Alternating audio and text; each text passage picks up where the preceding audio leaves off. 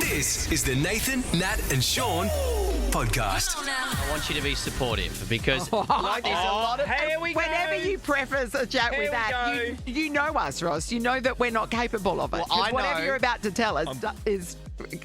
I think there's a lot of people out there like me who grew up watching the Discovery Channel and are really into nature. Because, I mean, the world is amazing. And the animal kingdom, I know it just sounds lame as I'm hearing it myself, but there's amazing things that happen in the world of animals.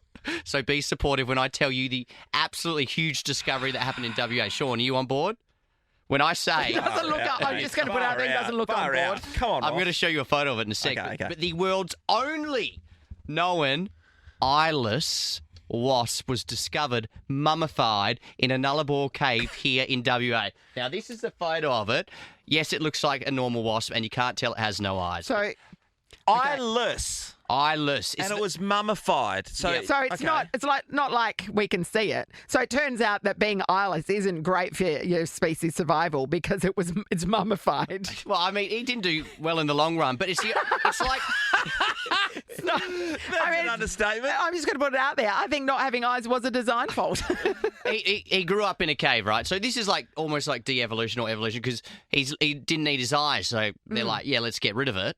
And He's not still alive. You know, Ross. but maybe, he did they get was. picked, maybe they got pecked out by something and a bird trying to catch I think it. there's multiple of them. But let me tell you about the eyeless wasp, you ask. No, nobody did. nobody Nobody asked. did. Not one Discovery person. Channel kids out there. Hands up in the room who asked. I gotcha. Okay. So they adapted to this cave, so it's all dark. It's like a 10-kilometre cave, pitch black. So they're like, yeah, get rid of the eyes. They did that.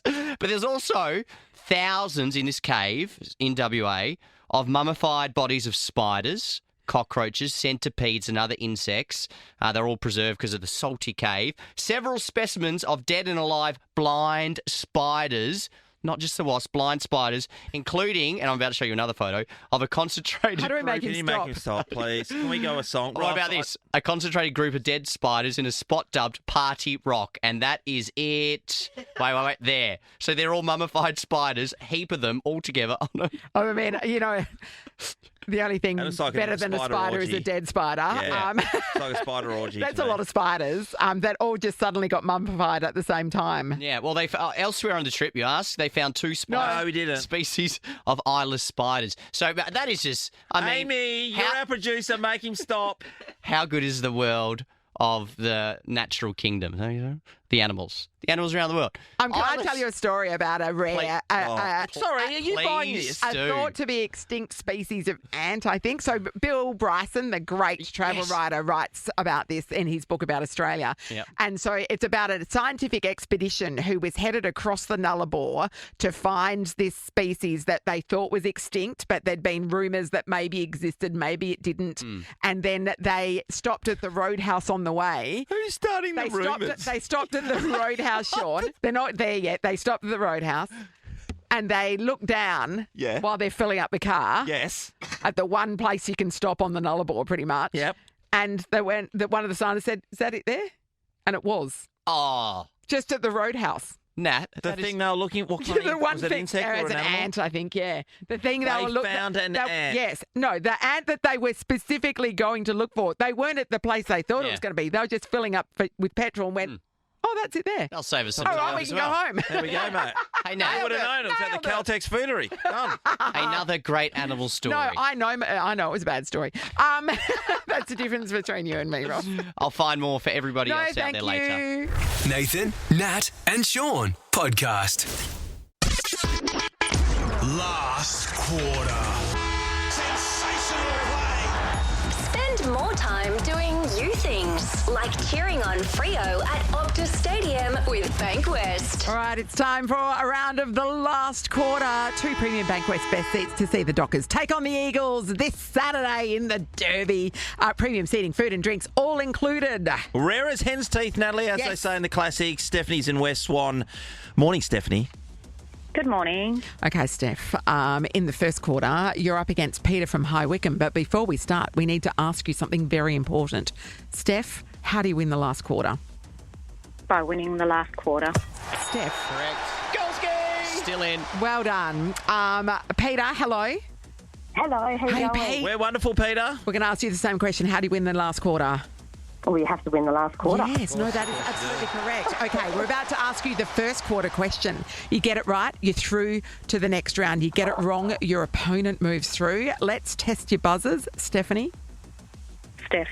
Peter? Peter. Lovely. Okay. Buzzers working. First quarter question of the last quarter. What AFL team did Luke Shuey captain? Peter. Steph. Peter? Eagles. Yes, Pete is through to the second quarter. Thanks for great playing, player he was Steph. too. Pete, in the second quarter, you're up against Brody from Kingsley. Good morning, Brody. Hey guys, Hey, bud. Brody, how do you win the last quarter? you win the last quarter. Brody, Fantastic, Rhodes. You can stay. love your work. Brody, let's just quickly test your buzzer. Brody, Brody, it's working. Welcome to the second quarter. Your question is, which city hosted the 2000 Olympic Games? Brody, Brody? Sydney. Yes, Brody! Australia! Was. Sorry, Pete. We say goodbye. Brody, you're Kathy through to Freeman. the third quarter. We're taking on Steve from Southern River. Good morning, Steve. G'day, how are we, guys? Wonderful, Good, Steve. Steve. Steve, how do you win the last quarter, Steve? I think you win the last quarter. Oh, what you do. and you're getting close. You're right. Steve, just quickly test your buzzer. Steve, Steve. it's working.